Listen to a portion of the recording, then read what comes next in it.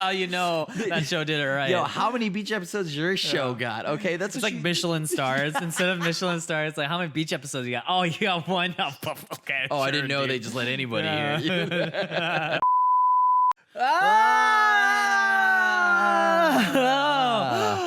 We're not in Kansas now. We're at the beach. We're at the beach. The beach, by the way, very much so. The Wow. beach. Check Look it at out. all the sand castles. Yeah. Oh my the god. surfers. There's like a whale on over there. the sun. That's definitely the sun. We're at the beach. Oh, the sun's that way. Okay. Yeah. Okay. Sun? Dude, the sun with the at the beach. Dude, it's hot outside. Damn. Good thing we're recording this from the beach. I really should have put some sunscreen on because I'm pale and I'm gonna burn. And this is wow. Okay. Yeah, look at us go. And since while we're at the beach, and a lot of you are wondering why we're at the beach, because we had just mentioned how much I think we must have triggered something, some kind of event. We invoked the magical words of we did. filler. Can you say filler? That's like such a scary thing to say when you're around Can we anime. have lightning effects right now? Every time we say filler. like some creepy stabby noises. Yeah, but legitimately filler. Filler's always had this very interesting association Just say with it how misery. it is, man. Okay. All filler is bad. Okay, I will say that most fillers are really, really, really bad. And actually, oftentimes you'll hear me complain about it in like our podcast and just anywhere at all, my streams and whatnot, like wherever, right? Because filler is usually kind of miserable. But you know what? What if we told you that not every bit of filler was bad? Would you believe me? I mean, we did the work. We actually met with the filler scientists. Did research, academic at the University of Fine Arts. Right. Totally. Got Fine it. Arts. Yeah, and yeah. we have each assembled a list of 5 filler arcs or episodes that might actually be good. Like you can enjoy them? That you can enjoy them. Wow, can you believe this is just free? This is free, by the way. This is just free content. Wow. But yeah, so I believe that, before we go into all of that though, let's go over our criteria with filler. So how I went into this, right, is because, filler is oftentimes, for me, something that deviates from the main story, right? And if it doesn't deviate from the main story, it can also just be like, let's just say there's some animes that have had filler episodes that you may not know this, but they're technically manga filler. They weren't there in the manga. Yeah. And so this is something exclusive to the anime, and whatnot. And also on top of that, there are things that just, once again, manga can also have filler. So don't think that because it's in the manga that it's still not filler. So what is filler? Filler really is just, like, as to put it lightly and as simple as I can, it is just anything that deviates from the main story. Okay, so like the entirety of Cowboy Bebop is filler? No, dude. It all leads somewhere, dude. It all leads I don't know somewhere. if that's true. What are you There's an talking episode about? where they literally just trip out on shrooms. Yeah, but that was important, dude. That's They filler. needed to have that soul-searching journey on shrooms. I feel like it's okay? Schrodinger's filler, where like if you enjoy it, it's not filler. If you didn't enjoy it, it is filler. Okay, you're just being harsh. Okay, come on. Filler can be enjoyable, and actually, our lists will hopefully, our list will kind of confirm that. Yeah. Well, okay, let's talk also a little bit about, like, traditionally when we speak about filler, I think where most people's minds go is like when Oops. Sorry, what? Huh? What? What? No, I didn't say anything. Okay. No, you said something. I didn't say boobs. What? Okay. What? Anyways, No, I would never. so I think traditionally when people think about it, not boobs, is just maybe boobs. Did you say boobs? Oh my god, I'm never gonna get there. Okay, I'm just gonna stampede my way through it. I'm gonna close my ears and eyes, and I'm just gonna say it. But it's usually when the anime outpaces the manga, and they need to fill some time, Right. sometimes with boobs. And the thing is that, Or chest, like free. Like I've treasure seen free. chests. Yeah, treasure chests Yeah. and free. Lots of treasure chests and free. yeah. So Skate in the infinity. no, but like, it makes sense why it exists because, when we think of traditional filler, we think of shonens that have gone for a long time, and yeah, they catch up to the original source material and they've run out. So they have to figure out how to buy themselves more time to allow themselves to get back onto the main story. Right. So that's where we traditionally, but like you kind of mentioned earlier, like filler kind of has it's kind of hard to define what filler really is sometimes, because you can define it as, things that are in the anime but not in the manga, but like manga itself kind of has fillers sometimes too. Yeah. And because a great example of this is sort of JoJo's in the end of Golden Wind.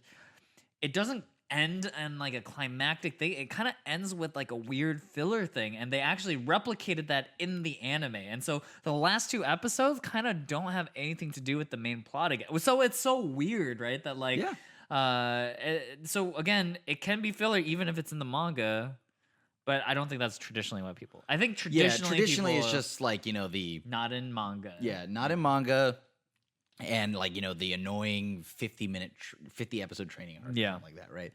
Where you can tell that the writer just needed something to fill the time. Because remember, we are watching this content and like in our mediums are like we're watching it in a weekly but like 30-minute episode, right? But like this is all this stuff. The source material is released chapter by chapter every week. Yeah. So the writer is going at a much more rapid pace than when like the stuff we're getting.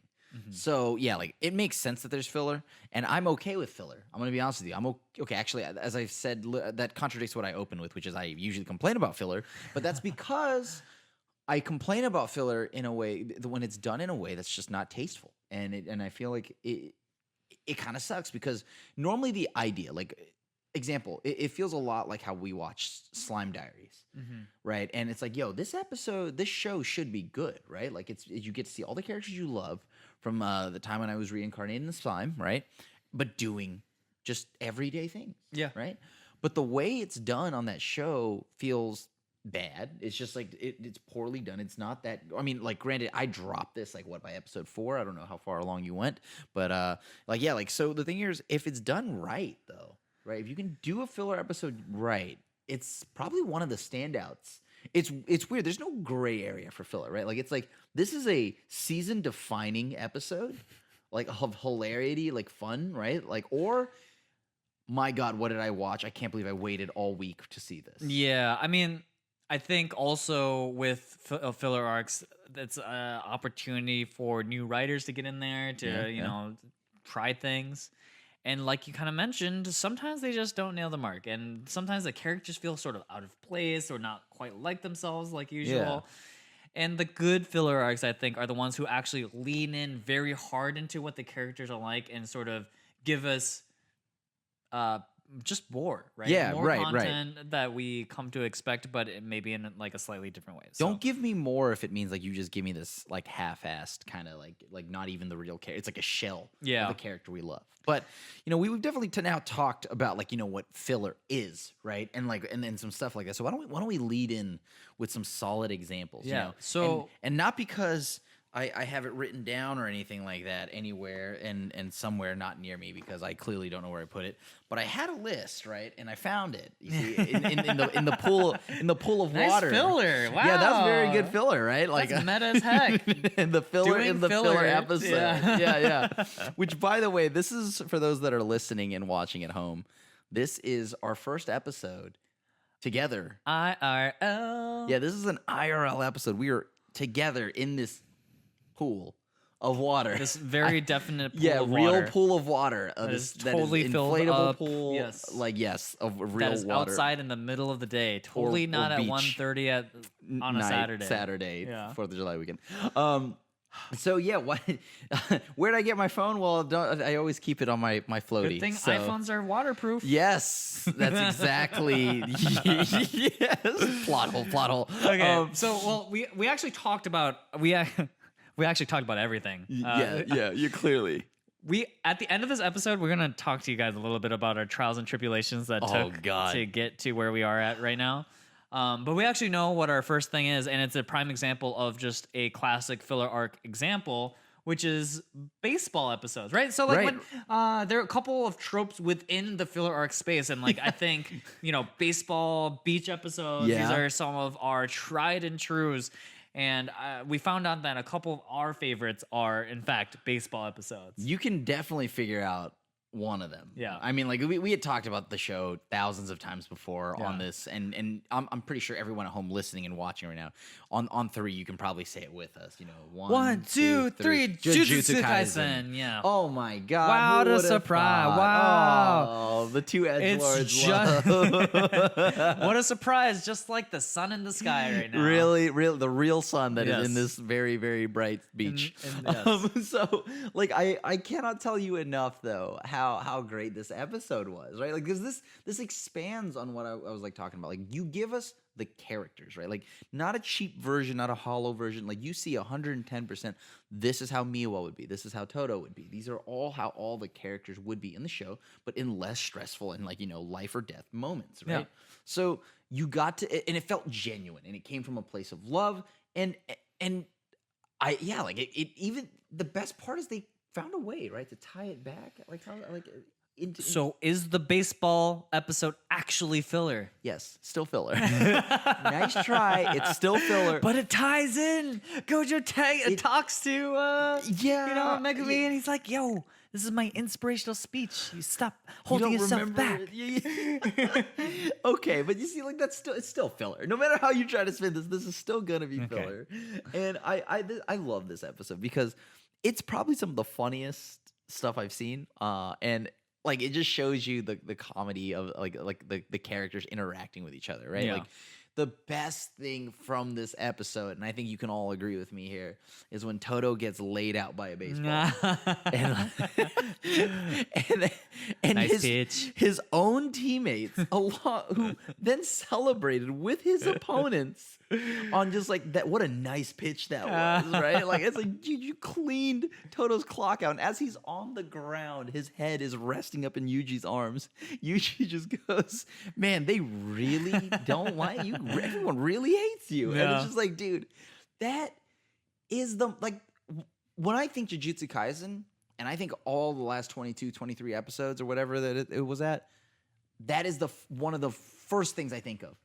That scene where Todo is just lying in Yuji's arms, and how funny that was, and how how much that built every character's bonds and like the relationship between every character. And you would say, well, isn't that just then a useful episode?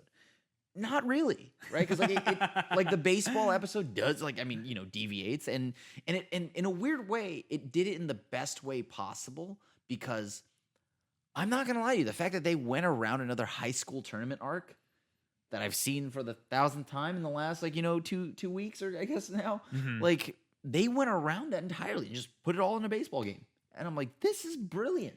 This is good writing. I love this. I think, you know, again, the hallmarks of a good filler arc, like we talked about, is just that the characters are still themselves and they get to showcase who they are in a different context. And I think they did that great in this episode. You know, like, Todo is still Todo, my best friendo. You know, Itadori is still himself. Megumi is still himself, even so much so that it becomes a plot point. And so, like, I think, I don't know. This episode was just good fun, and is one of those, like, best examples of filler arcs or filler episodes done well, because it just is giving you more of what you already love, the characters that you already like, again, just in a different context. And I think that's important, and again, why I think this is one of my favorite filler episodes. Yeah, like, and also just wow, really good writing all around. So good job, congrats, team. But that's not the only baseball episode. Like, so the next one, like, you go on 3, right? We'll see if we're on the same page here. Okay. 1, 2, 3. BNA. Whoa, we are. I mind read you. This is actually meta, because you hard read me. We did this again. We re-recorded this, but we'll tell you about that later. Later. So meta. It's meta in the meta. Oh my god, it would happen in the filler episode too. But yeah. So the thing here is, BNA is a show that I absolutely loved. For those that don't know, it's from Trigger Studios, and it's essentially like an anime Zootopia where there's a place called Anima City, where humanoid animal-like creatures can live freely, do whatever they want, and stay away from humans because as always, humans mess up everything when they get their hands on it. Those darn humans at it again. Darn humans. So this was a really, really good show because you know what? It was nice to take a step back from the heavy detective work and all the serious, crazy issues that are going on in the show, and you got to see the main character, which I think is like a red panda, team up with a bunch of lazy bears. And I love the little bear. He's my favorite. And they're the worst. The little bear is adorable, and they're the worst in the entire league. They never win. They aren't even there for the entire game. They're halfway like they've already left halfway through the match, and they just wander off because they're lazy bears and they just don't do anything they don't want to do. But the main character got to bring them all together, and on this episode they rally and they come back from being down, and then they win a game. They never thought these lazy bears could ever even get a home run. No. But they did it, and this was like anime Space Jam for me, whatever, anime Sandlot, whatever you want to call it, okay? But this was an inspirational point in the show for me, and I don't know why, but I even thought I could play baseball. I can't. But the thing here is, I thought I could, and that's important. Mm-hmm. Yeah, no, I think that episode, it was just another breath of fresh air, I think, to just, like you said, get away from the thing and get introduced to this very lovable group of bears, essentially. And they're seriously the most lovable. Yeah, and they're such the underdogs because the team they play against all look so scary and in comparison, the little bears, a little snot-nosed Brad, a lot of the bigger bears are just I'm just here for just, honey, stuff like that, right? Yeah. And so rallying, seeing the main character rally the troops essentially. And, and because it's a theme throughout all of BNA is that she's relentlessly positive and she's, the driving force behind a lot of these things. And she brings that energy in this time to a baseball game. And they did a great job. She was the heart and soul of the show and the team. Mm-hmm. So they did a really good job. But now, since you're metaing me, what is your favorite? I think you already know. Do I know? Weird. Yeah. It's almost like we messed up and refilmed. But yeah. Okay, so the baseball episode that I'm going to bring up is from Samurai Champloo. And killer episode. Technically, I guess this is weird because it's an original, so therefore I guess that's the same for BNA. But but it's still a filler episode. Yeah, it's all a filler episode again. Baseball episodes, I feel just generally fall into the filler category. But so good. This one was amazing. I love this episode so much because of how ridiculous it is. Yeah. And because I think, Samurai Champloo is a show that lends itself more to realism, I think, in a lot of ways. I mean, it was also pretty not that serious, a breakdancing samurai is necessarily the most, realistic thing, but it still feels grounded. I could see that. In Meiji era Japan, maybe not. I don't know. I don't know if the shogunate does breakdance lessons or something, but that we know of. Yeah. That we know of. Sure. But that said, it still feels more grounded, right? And then you get to this episode, and it's just ridiculous. And they're having to play baseball against the Americans, and I love. American portrayal in Japanese shows are always just so funny. Big burly blonde hair. Everybody looks like All Might. Yeah, and you look at us and we're like, dude, do I look like that, dude? I'm so pale. I reflect light. Dude, yeah, exactly. Some would confuse me for All Might though. I see it. Yeah. I see it. Okay, Yeah, it kind of has if I squint all the way till my eyes are closed, I can see all. I have hair. He had hair. Yeah, he had hair. Yeah, I get it. I have two eyes. Whoa. He has two eyes. We're like the same person. But the baseball episode in Samurai Champloo is just great because it is just zany. Okay, so the Americans have to fight against our ragtag group of Japanese people, which is not actually all people. It's they recruited anyone they could find. So loosely. It's the main characters, and then you have this old guy who they picked off the street, and then a dog. A dog is playing, and it's just so dumb and so funny, but awesome to see everyone's sort of characteristics at play. And like they invented so much random stuff. Like the dog has the bat and it automatically gets walked because apparently the strike zone. dog. Oh my god, I just put that together. You walk the dog. But the strike zone's too small, so you can't pitch there. And then just it gets really off the rails when the American team just starts trying to kill the other team by pitching straight at them. And the dog eventually runs away. The old man, I think, almost legitimately dies. And I mean, it's just so ridiculous. And it's just one of those episodes that completely breaks, I think, a lot of the normal show's sort of pacing and whatever. And the tone of the show overall, like in this episode, was different, right? Like, you got a lot more of the lighthearted side of this. And I mean, the fact that we have a dog playing baseball, and I loved it. Right? Like, you know what I mean? Yeah. And I think, like, again, through the competition of baseball, you get to see the competitiveness of Fu and Mugen and how Jin can't care to save his life. And like, it was just. Again, the theme here is that the characters that you love continue to do the things that you love seeing them do. But in this case, the context of baseball. But yeah. That's really maybe cool, baseball is the secret to making good filler arcs. I think there should be more baseball anime. I think there's actually quite a bit.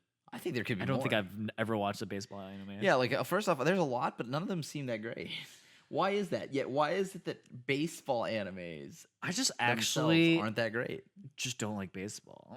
I don't know. I mean, like okay, that's a lot. I like sports. I enjoy baseball, but not like on a. I knew you had bad taste. I already knew this, but like on a very surface level, right? Like, yeah, I know the rules and stuff like that, and I enjoy watching it, but like only at a live game. Yeah, it's not something you can watch on TV. So, but when it comes to sports anime. And how well they do everything, like how well they do the showmanship and everything. How could there not be? This I already know this exists, and I'm sure someone in the comments or a listener can tell us right now. Like there's probably some pitcher with special ability where like can throw invisible pitches. Yeah, like it's like, oh my god, you can't see the ball he throws. Like so I feel like everything about baseball lends itself to being a good sports anime. Yeah. So it's got to happen sooner or later. But yeah. So, like, I mean, yeah, like baseball is just something that seems to always go over right when it comes to a filler episode. So I guess for future shows, keep that in keep that in mind, because that's the only thing. Because do any other sports work in that like slot? Can another sport work? I saw a clip, and the only reason this wasn't added because it's during one of Fate's like spin-off animes. So I don't know if that counts as a filler when it's a whole spin-off. But there's like the whole series would be considered a filler. There's a Fate. Sorry, hair gone. It's just hair at the beach. The wind. Yeah, the wind blew some sand and hair into my face. They were playing volleyball, and it was actually awesome to see like the I forgot what they're called in Fate, like the spirits or whatever, like start going crazy. Yes. That was a lot of good fun. I hadn't seen that. But honestly, I think most sports could work, So okay. That's just my feel, anyways. That's my gut. That's good to know, because I am very curious. Like, why is it mostly just baseball that goes over well? But now, okay. I mean, because I don't think I've ever seen a soccer filler episode or a basketball. I think the nice thing about baseball is there's downtime to allow characters' personalities to kind of show up. I think like the taunting of the like pitcher and the person at bat is always good comedy, Yeah, I think that's actually 100% true, and that's probably it, right? Because you do get that downtime. You're not worried about like running back and forth between the court here or anything like that. So that's actually very, very much so true. Wow, I didn't even think about that. Wow. So maybe baseball is the perfect sport. Yeah, everything about it. No. Everything. There's nothing about it that doesn't make good filler content. Damn. Yeah, just like the real sport. I mean, when I think about it, I watched baseball as a way to get through days when I didn't have basketball, right? So I was like, okay, sure. As I wear, I'm so sorry, baseball fans. By the way, fans. I am wearing a baseball jersey, but it's not of a real team. Okay, it's the Fire Nation and has Zuko on the back. So I mean, like maybe there is a Zuko, but I don't know. So the thing here is, as I say that in a baseball jersey, I will say that basketball is probably more enjoyable to watch. So, but yeah. So that's baseball fillers. We actually did find filler arcs that we like that isn't baseball related, believe it or not. Which is you would I didn't think I would. Yeah.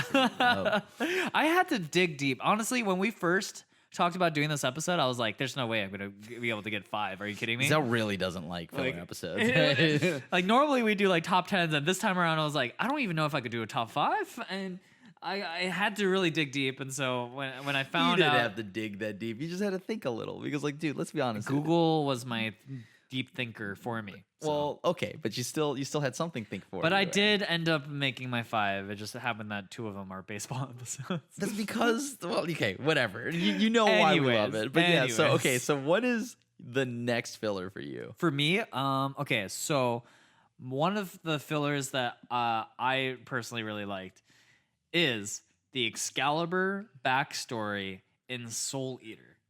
Oh, okay. Yeah. So I'm not familiar with Soul Eater other than like I watched Fire Force. So I recognize the art. The art style. Yeah. And I mean, I think even its art style even looks different than than Fire Force. Like I feel like the character designs look similar, but I still to this day love the art style of Soul Eater. But anyways, it's a firework.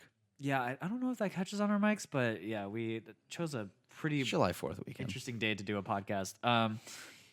But so anyways, Excalibur is this character in Soul Eater who is apparently the most powerful partner you can have. And like it's like the name would suggest, right? Like in any game you play or whatever. Any novel, anything, Excalibur right? is like the thing. Like, Fate, Saber uses Excalibur and all that, and King Arthur used Excalibur, so it's very powerful. And in Soul Eater, you always have the user and the weapon, right? Right. And so they go off and they try to find Excalibur, the weapon. But every time they hear about him, the Excalibur person, everyone's like, "Oh God, yeah, he's strong. We just don't talk about him around here." And you later on figure out why, because he's this like little white ghosty thing with the can, and he's just absurd as a character. Does that not sound adorable? He's kind of adorable, not gonna lie. Like I would buy a plush of him. Right, like think Dew Skull, right, from Pokemon. Oh yeah. Oh well. Okay. Dew Skull. That's how you call him. I call him Duskull. Duskull. I've heard both. Yeah. Whatever. Like the word dusk. Yeah. Exactly. Yeah, right. yeah. But then why? But people are like, no, that's Dew Skull. I'm like, okay, am I being trolled? They're weird. I don't know. All right. Anyways, that one. So yeah, I would also buy a plush of Duskull. Yes, exactly.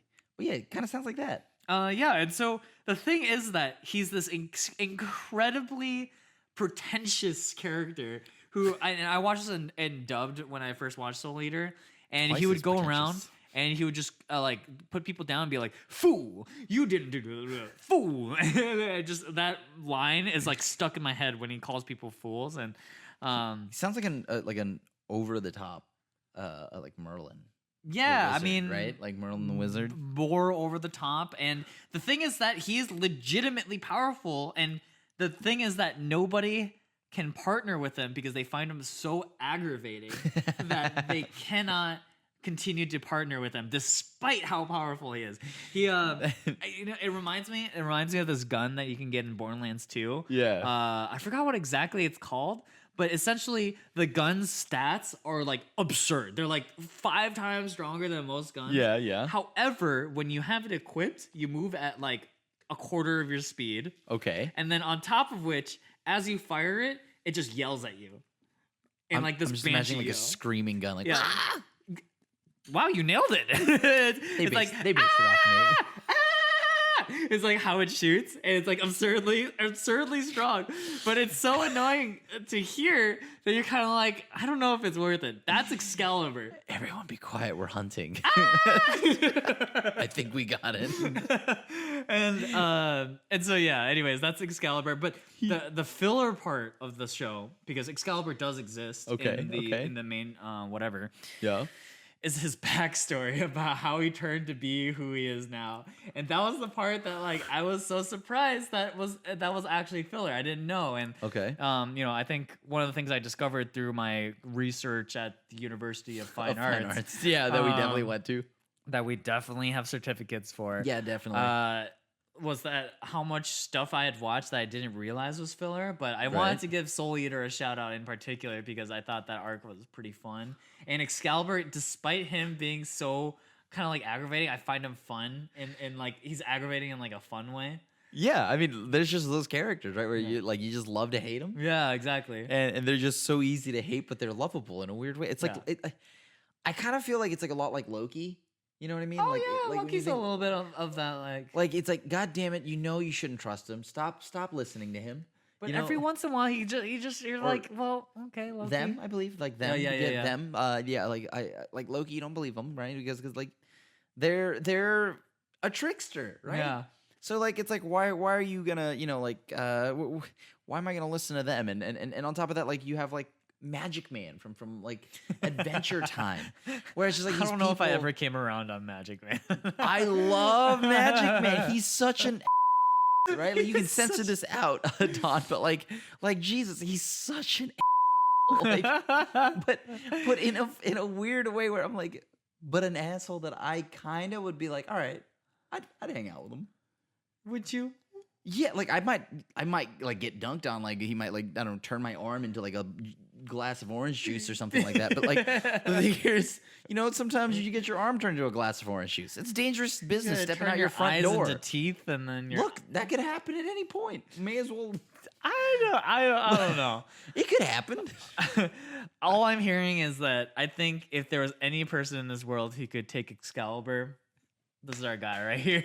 Look, you say this now, but if I had Excalibur getting my back, I'd feel good doing it. As long as he doesn't like also kill me in the process. But like, you know what I mean? I this sounds like a cool character to hang out with. It would be annoying as hell. It'd be like, minor inconveniences every day. I imagine like he'd tie my shoelaces together in the morning and I wouldn't know, or I mean, most of what Excalibur does is just call you a fool. So compared to Magic Man, you're getting much better, like ratio of goods here. Yeah. This is great. I get called a fool anyways. But you should see also in Soul Eater, for everybody who ends up being around Excalibur for too long, they have this like facial expression of like, and that's how they end up. I have that anyways. So look, it's great. That's like, true. I hung on with Crim too much today. Yeah. No, see, like this is fine. See, like, okay. So this is good though, because oftentimes you watch a filler episode and like they add these crappy backstories. They just kind of like ruin the character. I think I mean, it's not an anime character, but like Freddy Krueger, they gave him a backstory, and he was just such a dumb backstory. Like I was scared before you gave him a backstory. Like, yes, I get it. He's a creepy dude. And he hung around like elementary schools and stuff like that, right? So it's like, all right, man. Like, but you didn't have to give him a backstory. Yeah. Right. So like, it's great when it works out. Yeah, I think what helps is like Excalibur is such a minor character normally that like, even if you expand the backstory, it's not like any of it really pertains to the main story arc. So like, it's whatever. But in this case, it just kind of gives a little more depth, and I think that's one way a filler arc can succeed is by giving you again a little more depth to the world of whatever you're watching. And that's all you can really ask, right? I mean, that's what it should be doing, right? It should be doing exactly. more world building for you. So like, yeah, like I mean, like filler episodes, filler arcs are all just essentially like the side quests when you do Skyrim. Right? Like it's like, hey, that's what they should be at least, right? Not some of the trash that we get. But yeah, like so. Speaking of things that we get, this is not trash though. Poor segue. I think for me is actually YuYu Hakusho. And I think it's it's the Three Kings arc now. Maybe it is the Three Kings arc. So if you remember a while back from the Dark Tournament, right? You saw Jin. He's the dude with like a red hair. Looks like he was in an 80s hair metal band. Has a horn, and he fights in like a white toga. He was in the same group, I believe, with like the ice person and the like Chu, the kid that had the yo-yo. Oh yeah, all of them, right? So thing is, this episode technically was not in the manga.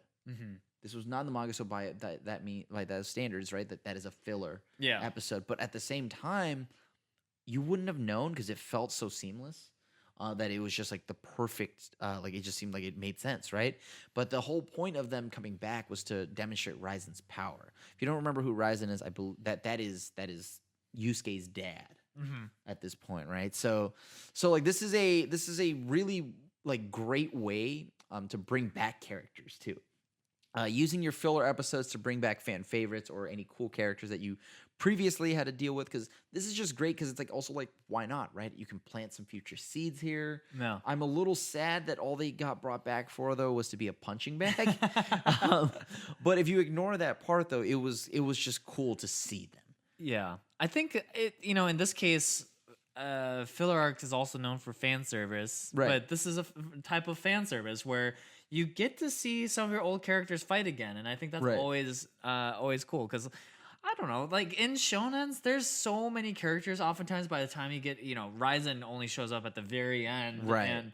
And throughout that journey, you meet so many interesting, cool characters that you see once and then they're gone. And I think filler arcs are a great way to bring those back and see, you get to do the what ifs, and I Yeah. think those are always fun because, everyone knows how much anime lovers love to just be like the hypothetical of like, what would happen if these two fought, right? Yeah, or yeah. like, how strong are these guys now compared to some of the old? And you get to kind of like see that and see it play out, and I think that's cool, and That's definitely more of that world building that like we were talking about earlier, right? Because Yeah. then also like you get to see just the people that inhabit this world.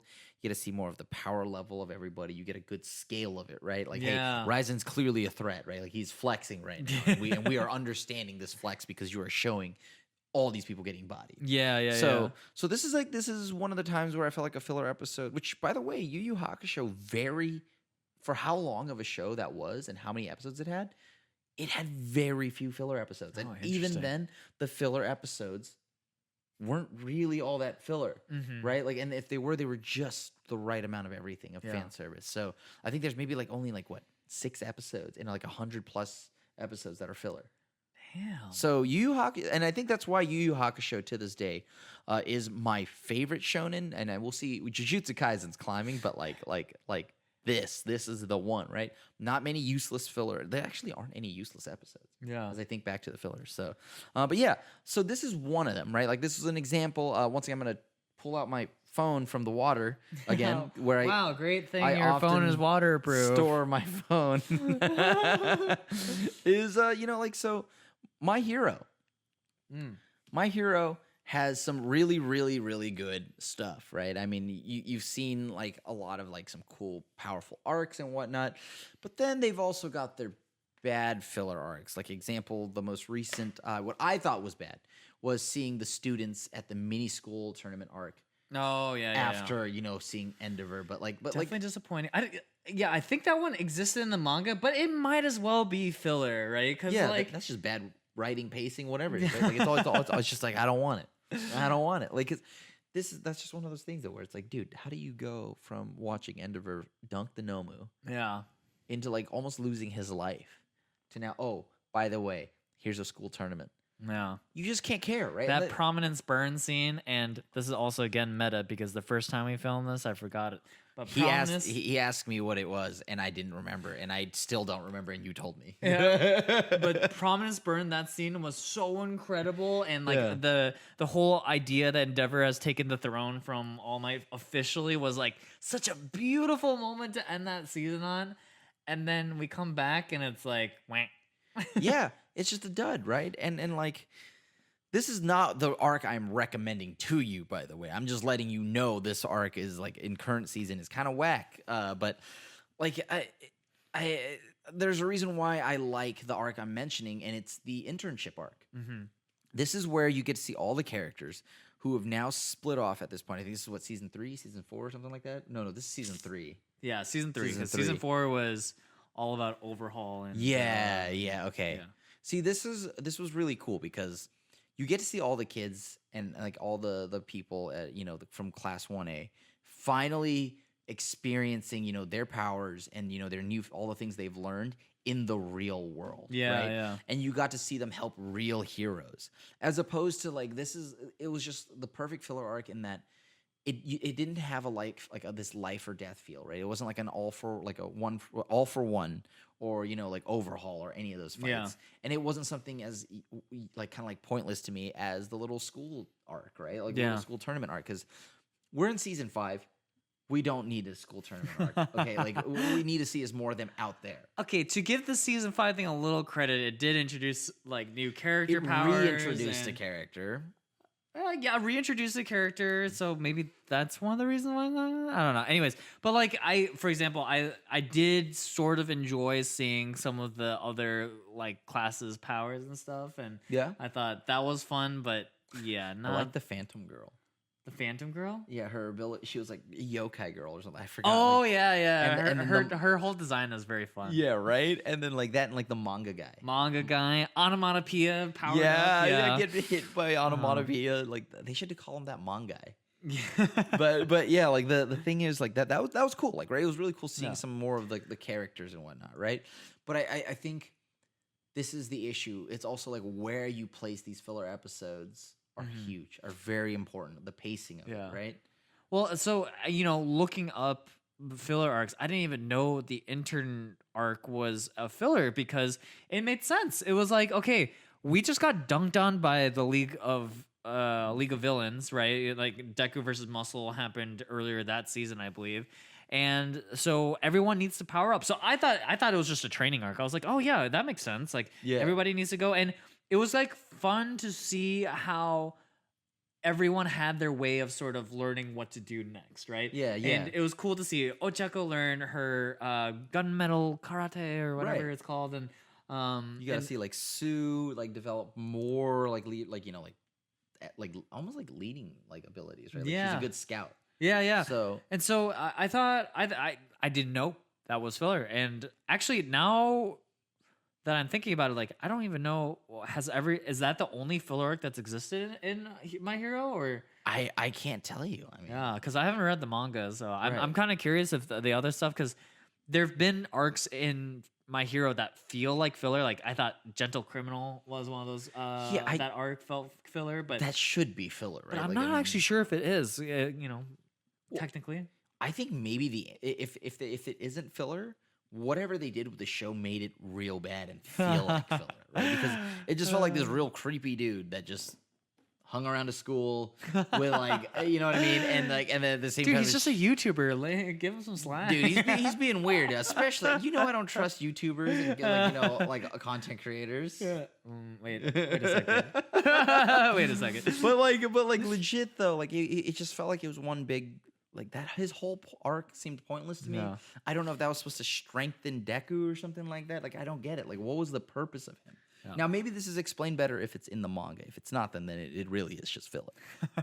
But yeah, I don't even know if this internship arc is filler. Yeah, I mean, it might have not been in the manga technically, but it didn't feel like filler because, again, like you talked about a little bit, is like the placement of it made sense in the context of the rest of the season, I guess, and arcs.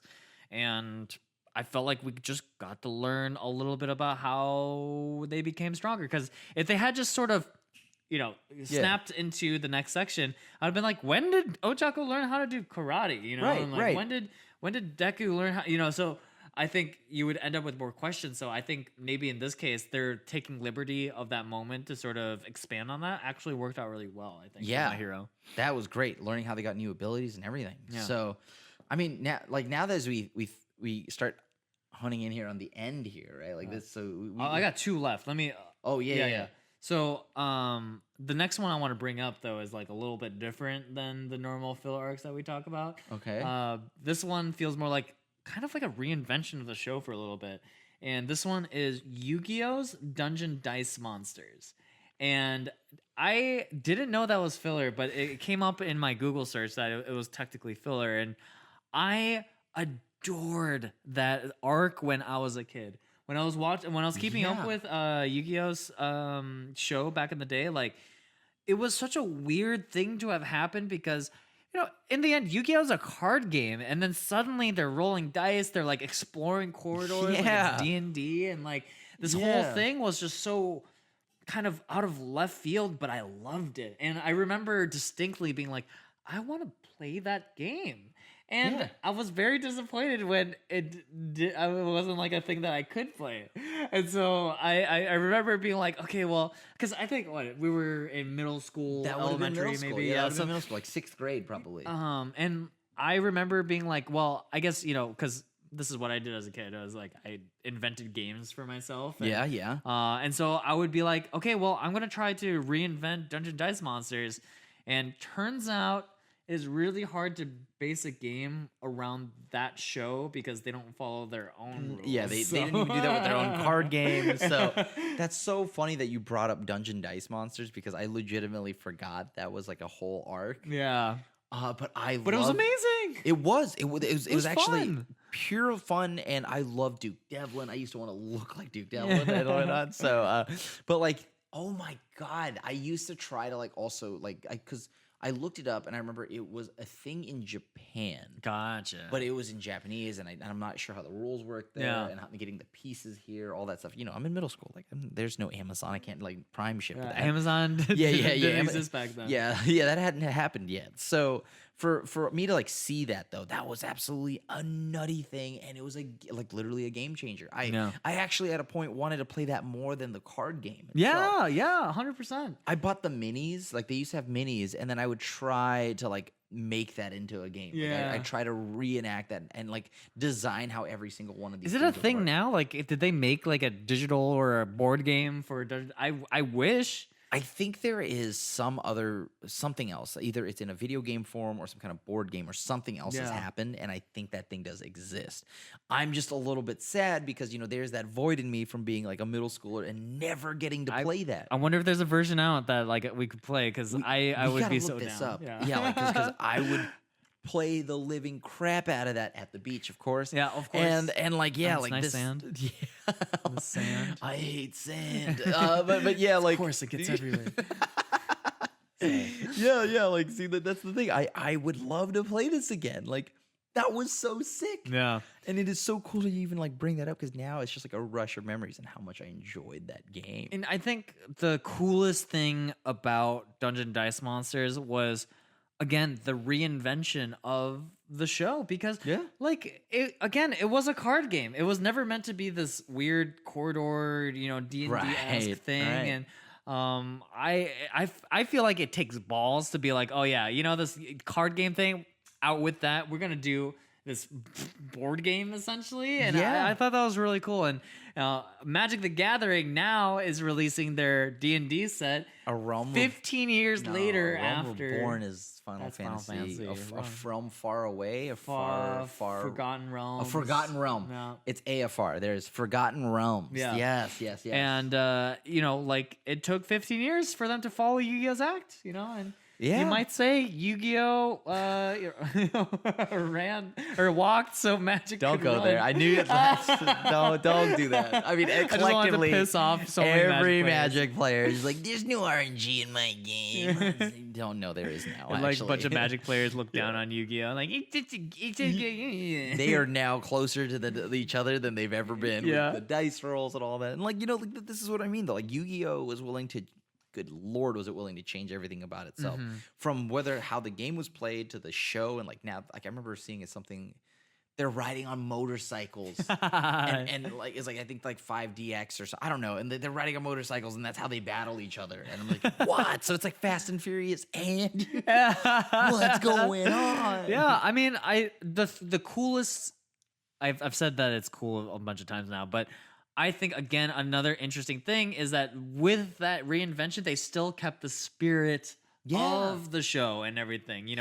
Joey Wheeler is still wheeling Joeys, and Yugi's still doing his typical BS, and like the heart of what made Yu-Gi-Oh fun still existed. And again, I think that's the hallmark of a good filler arc. That just shows you how good the writing was for that. I know it may not seem like much now, but like, it didn't matter what they did. Yeah, someone struck gold there. You didn't care what they did. All I care is that Joey Wheeler was there.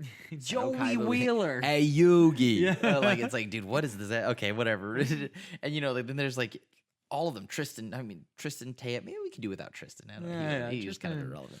But like all of them. Like those are the characters that we love, right? And then we didn't care what they did. And this is all thanks to the world building of the filler episodes that they were able to inject into the show. Yep. So.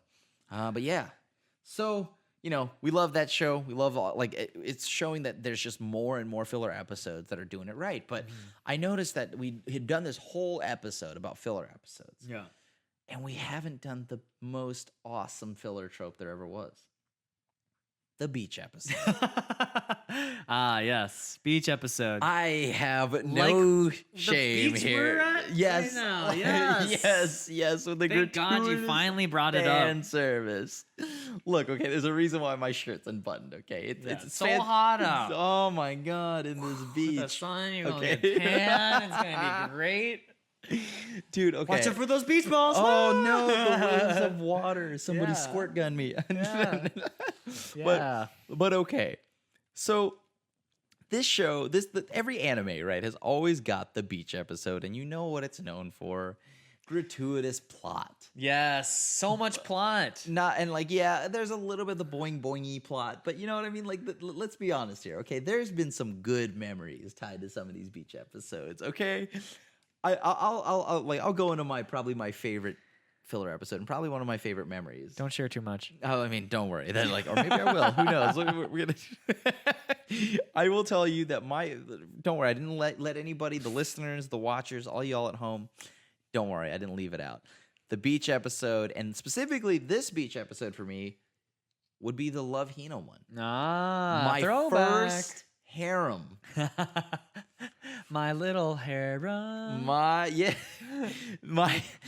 first little harem, which was Love Hina, because this show was so good, right? Like, I mean, I loved it. It was the first romance anime that I watched. It was also the first harem, so I fell in love with the characters. You know, Xell, you can actually like anime characters, and for them, it's kind of weird. Like, it's like people are like, oh, you only like anime characters because of boobies and stuff. It's like, no, dude, there's so much more than that. Yeah, I feel like Love Hina though. Like, I haven't watched the anime. I've only read the manga, but those characters are great. Yeah, legitimately. Every character, right, was amazing. And like this is also like a little bit of just like more info than you need. But I was in 5th grade, maybe 6th grade, right? Mm-hmm. And I just had to think, like, nowadays I just go, oh, I like that character the most. She's best girl in the show. But back then, back in my day, we used to take the time to pick our waifus, okay? And I'm not gonna lie to you. I sat there and I tanked. I had pie charts. I had everything. I had a breakdown of why one was better than the other. This is how you got into University of Fine Arts. I presented them my magnum opus, the waifu chart. But like legit, it was the sickest show, and I had to choose between Naru and Good Shinobu. choice. And because like at that time, I think I leaned more towards Shinobu because she was the one that was closest to my age, right? And so like I was in love. I was smitten. I was in love. All right, everyone. And I have no shame saying that. This was such a good episode because you got to see their development in that, like, like with Keitaro and stuff. And like the show was so good. We got another beach episode. That's how you know that show did it right. Yo, how many beach episodes your show got? Okay, that's it's like Michelin stars. Instead of Michelin stars, like how many beach episodes you got? Oh, you got one. Oh, okay. Oh, sure, I didn't know dude. they just let anybody hear you. Dude, it was so good, right? And the beach, like I view like beach episodes should be viewed as accolades, and like your show is done well enough that you deserve a day. Yeah. All right, like that's how you know your show is good. So I don't mean like dead or alive beach volleyball trash. I mean like actually have a fun day at the beach. Like K-On! K-On! was a hard one. K-On! Is a 3 beach episode anime. I mean, some would say that K-On! Is just one gigantic filler. Yeah, that's true. But I love K-On! Regardless. It is so much fun. And like the Love Hina does the same thing, right? It captures the fun there. You get to see Keitaro and like Naru fall more in love. Yeah. At the same time, you're just like, I want every girl here to marry Keitaro, but at the same time, who's gonna get it, right? Yeah. So kind of knew very quickly, but I did just love. Even though Love Hina on its cover, if you judged it by just its cover, it does looks look like bad. It looks bad. I had that I one had girl to hide who it. Judged you. Oh my for god! Rent a For Girlfriend. Yeah, Love Hina doesn't look that much better. Love Hina's in the same boat actually when it comes to covers. I had to hide that from my dad. Like legitimately. No, but like the actual characters are so, and it's crazy to me thinking about it now that like I still remember all the main characters' names until this day. It's actually crazy. Like, I remember Naru, Keitaro, Sue. Oh yeah, Motoko. Motoko. Shinobu. Best girl. And then, well, they called her Kitsune all the time, but I think her actual name was Mitsune. I think you're right. Or something. Short-haired one. Yeah. They had like a pun on her name. Yeah. But everyone called her Kitsune sometimes. I think that was the main girl. Those are the mains. And then they introduced the melons girl. They introduced because she sells melons. Okay. Yeah, sure, dude. Yeah, he's right though. But on top of that, then you eventually get to meet Keitaro's like half sister. Yes, that's right. That's how you know they're in the second phase when they had the second beach episode. That was when Keitaro's there's pre Keitaro's stepsister or half sister, and then post. So kind of like Sword Art Online. I don't know why I brought that up. I'm sorry. I don't know. I don't know why I did that. Don't do that. I don't know. I'm sorry, everyone. Don't do that. But okay, so that's my favorite memory, I guess, from a filler episode. Okay, all right. And I did pick a beach episode, so y'all can't complain. I did pick it. Yeah. I mean, it would be such a shame if we did a real beach episode without mentioning. We did. Beaches. We didn't do that though. We mentioned the beach because we're at a real beach. We're at a real beach. Straight beaching. Okay, yeah. Okay. But yeah, all right. So lead us in. What is your final?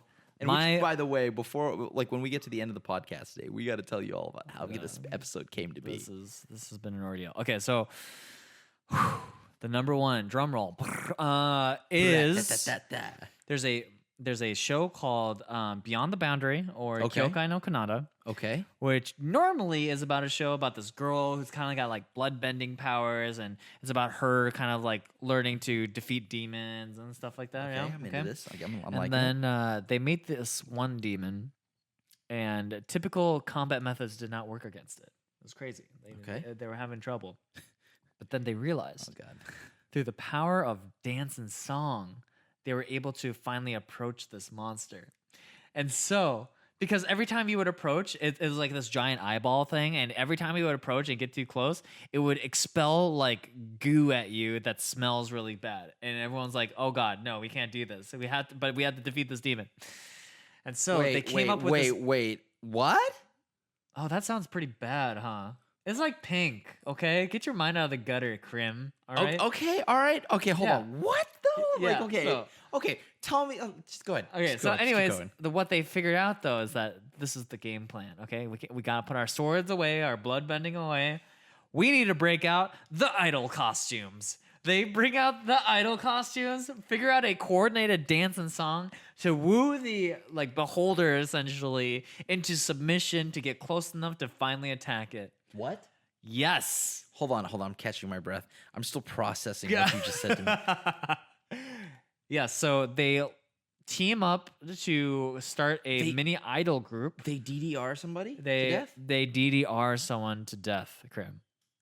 That's how you know what? Yeah, no, okay. All right. Yeah.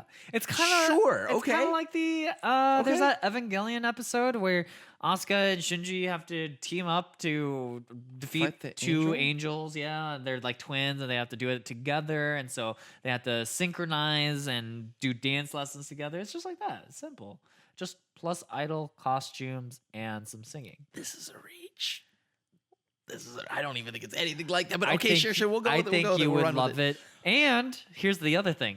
This show is animated by Kyoto Animation. So the animation here, top notch. They've done other music animes too. Oh yeah. So yeah. We just mentioned K-On! Right? Yeah. They do good work. So I guess it'll look good and whatnot. But I'm just like, that idea, like, who pitched this?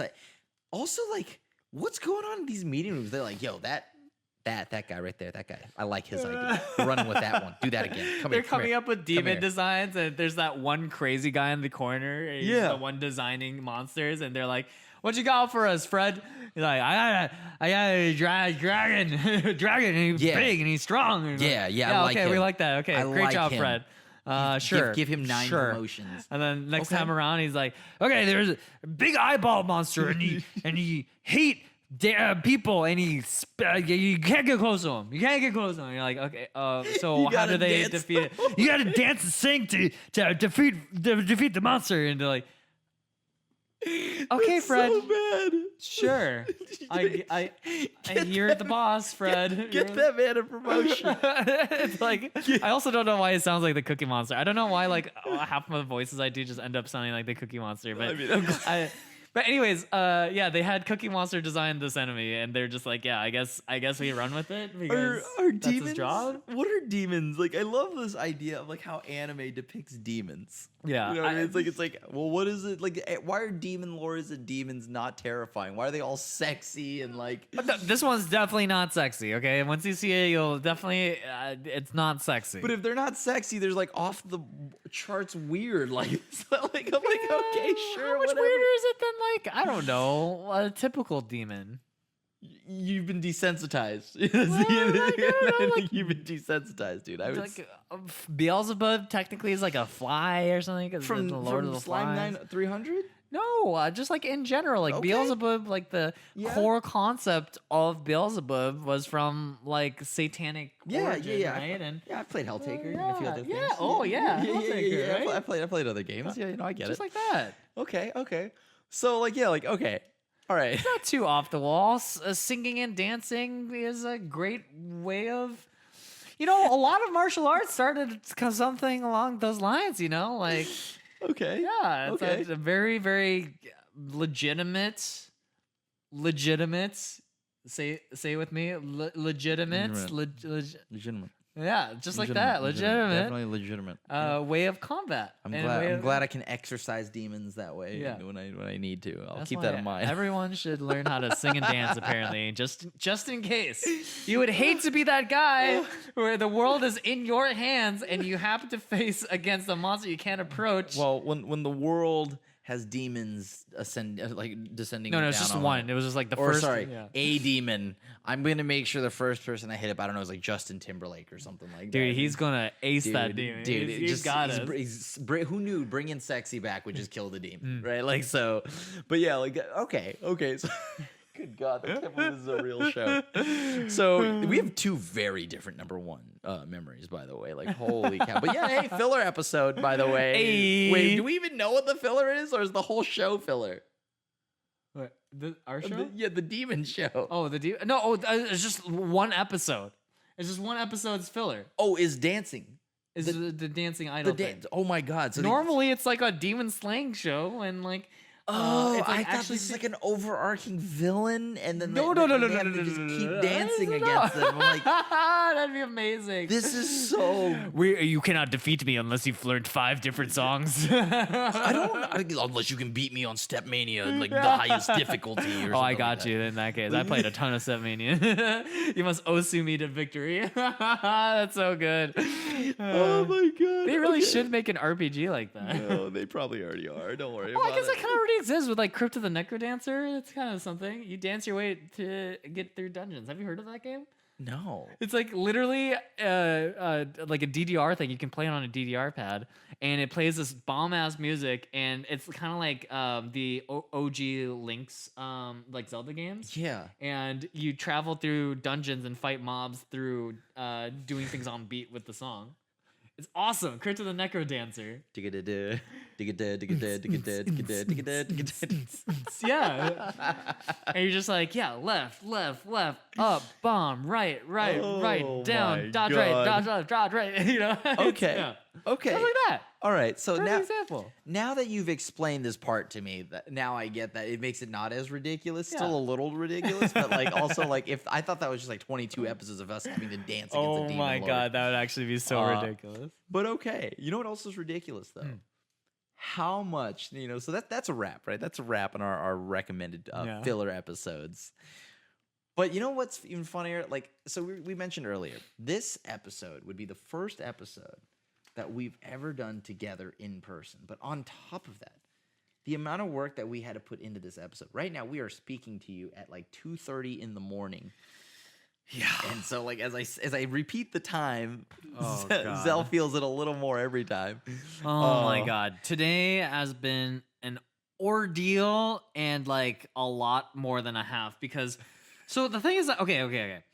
I know this is the filler arc like episode, right?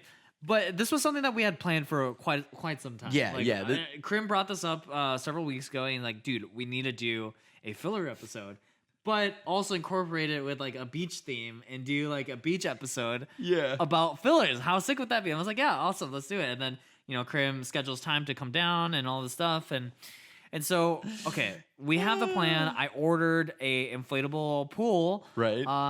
To so that we could film in it. And it's not this pool that you're seeing here. So today, sad lump that we have. Yeah, okay, hold on. I should. Look. I don't want to lie to everyone at home listening and watching right now. This is a green screen. We're not actually at. We're not at a beach. I'm sorry. I feel like we're liars, but I couldn't live with it. It's like telling a kid that Santa isn't real. It's heartbreaking. I know. Same thing. I know. Exact same. Wrestling's still not real. I know. How dare you? It's real in my heart. And so, yeah, anyways, this is all set up and God, the amount of effort we did to make this all work. Like Crim brought a bunch of equipment and all this other stuff. And I had to get some of my equipment together. Yeah. But the thing was that it was not that simple because we each forgot things along the way. I drove 6 hours, right? Yeah. Like 6-7 hours. Lugging across all this luggage. I realized I had forgotten 2 green screens. Yeah. So which is why we're so close together. So close right now. Because this is the only thing we got. Not because we have a lack of space or anything like that. And then, I lost my camera batteries and I couldn't find them. And so I couldn't film remotely the way I would be able to. Speaking of camera batteries, I just don't even have the right one. I have a wired one that's connected to the wall, a battery pack, but I don't have the actual battery pack. I don't know where I put it. So like it's like my camera right now is anchored. And we have the most jank setup. We gotta throw a picture up. Yeah, we'll throw the picture up, and like if you're watching, Don, just go ahead and put it here, wherever. I don't know, over us. I don't know. Put it wherever you would. And then also for those that are listening, to describe it. Yeah.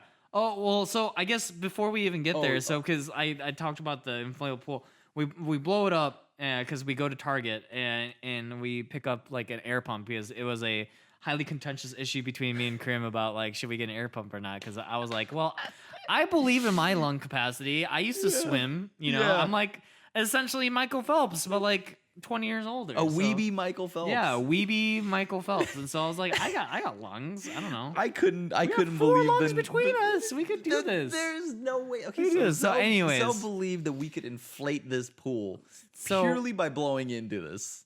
So anyways, Crim is the biggest pessimist I know and says, okay, we got to go to Target and buy an air pump. And so we buy an air pump and we start pumping this thing up, and we find out that it cannot actually stay upright. The way the pool, inflatable pool is designed is that you fill the top half with air, so that when you fill it with water at the bottom, the ring floats on top of it. Like and I was like, this is so dumb, and like we're not gonna fill our pool that we put in our garage.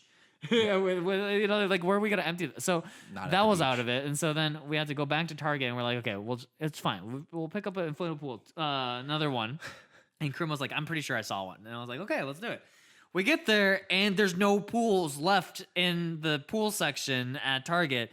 And we're like, okay, what the heck? Okay, so that had gotten swooped. Yeah, dude. Someone janked it right beneath our feet, and you got to remember, everyone listening and watching, it is also, by the way, record breaking like heat right so now hot in California.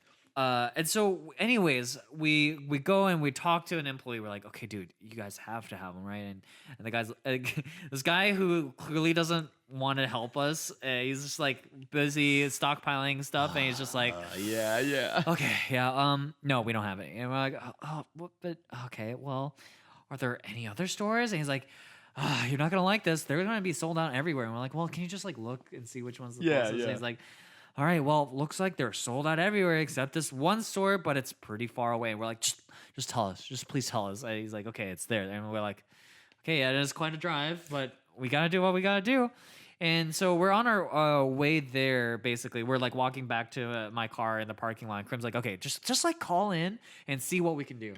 And so I call, and this girl picks up. And okay, by the way, Target, your pre-intro message thing is absurdly long. Absurdly long. I was on the phone for like 2 minutes, and it was still just like, would you like to have the option to keep listening to me talk? Press nothing. I was like, okay. I just told Xell start pressing 1. Yeah, so I ended up just pressing 1, and that still brought me into more options. Just keep pressing 1. It'll get you somewhere eventually. I get to a point where I finally hit their customer service department, and I'm like, hello, and this lady picks up, and she's like, well, how can I help you? Yeah, we're looking for inflatable pools, and she's like, oh, yeah, they're all sold out. I was like, no, but we like checked with the. At that point I was like, what? Yeah, you liar. She shot us down before we even actually like. Yeah, like you didn't even finish your sentence. Oh, we're out. It's like, that's rude. Right. What's wrong with you? I don't know. 2 stars for the Uber Target, but anyways, so I was like, okay, no, that's not true. We literally just talked to an employee, and they said you had some. And she's like, okay, fine. Yeah. And she's like, oh yeah, we have 2. I was like, thank you. And then I was like, can you like hold one for reserve? And she's like, no, I can't help you there. Dude, she was so happy to shoot us down. She was, like, oh my God, she was just waiting. So, she was just like, oh yeah, the next person who picks up this phone, I'm shut him down. It's gonna be great. We got pranked, dude. She dunked us pretty hard, but we did get it. But we did get it. We drove all the way out that way. Yeah, like this is like a really far out of the way. It's like another like 10 miles the other way. Or something like that. 50 and 10 miles in LA is like 50 miles in another place. Oh God. Do I know it?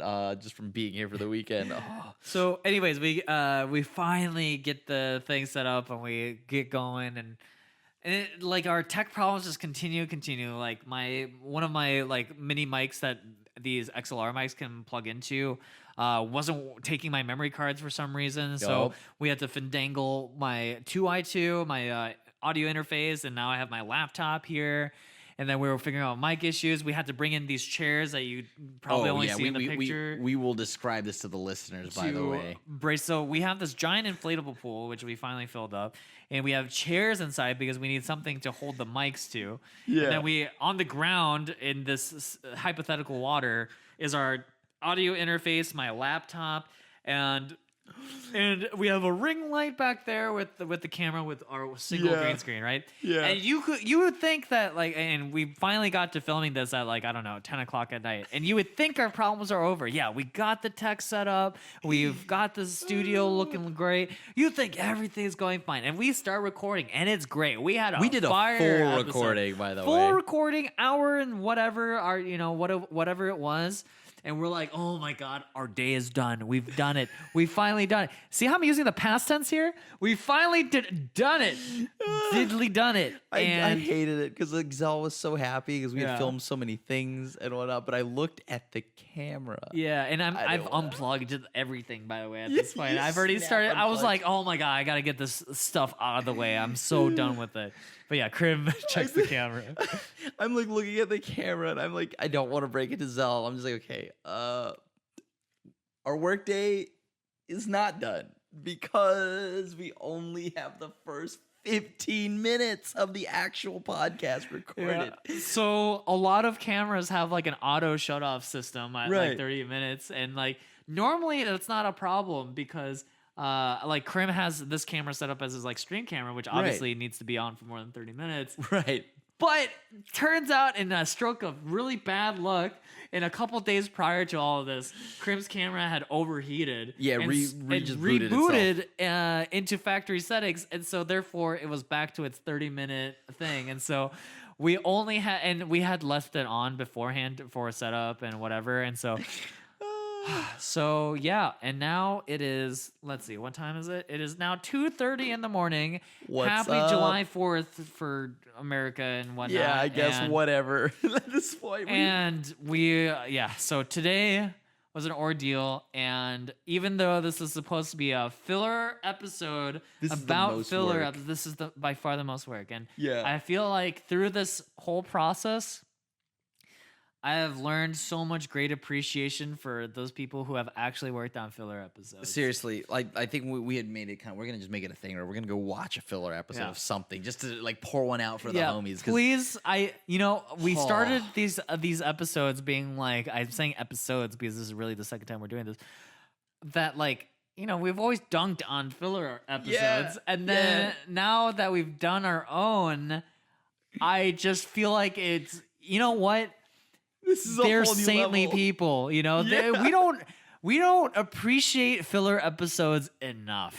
That's a whole nother time. Pour one out for the homies who had to work on these things, and also, just like do yourself a favor and just watch it. Seriously, like just go watch a filler episode. Filler up and just think about how hard the animators had to work, the writers and directors to finagle something together, and maybe they failed on their first try, kind of like us. Maybe they randomly had a camera that shut off after 30 minutes. I don't know. Maybe something happened. I'm going to also state right now also again that this is not because we had a shortage of content or anything like that. We planned this. We planned this. We wanted to make a filler episode. So this is what we set out to do, and it was the hardest one we've ever made and the most effort we've ever put into one. So I guess we'll just wrap it up by saying thank you guys for watching this special episode, and we'd appreciate it if you guys appreciated the work that we put into this, because this was way more than we bargained for, and it was fun. Honestly, this was a fun day. Exhausted. I'm exhausted, but it was fun. So I hope you guys really enjoyed this episode. So please like, comment, subscribe on our YouTube stuff. Help us with the algorithm. Share us on Reddit or wherever people like anime stuff. And if you're listening at home on the podcast, hey, keep listening to the podcast. Share it with people that you think might be interested in an anime podcast. And, hell yeah. And like seriously, thank y'all. Like we get to continue to help entertain and talk to y'all about anime and share it with all y'all. Yeah. So thank you so much for watching. Xell, I think let's go ahead and say goodbye to everyone. We did it, dude. We did it. We didn't blow up. Please. Also, I will say right now, I'm going to be really sad if this is not. If this also fails, just kill me. Let's just go. We're going to change. Just kill me. Cut.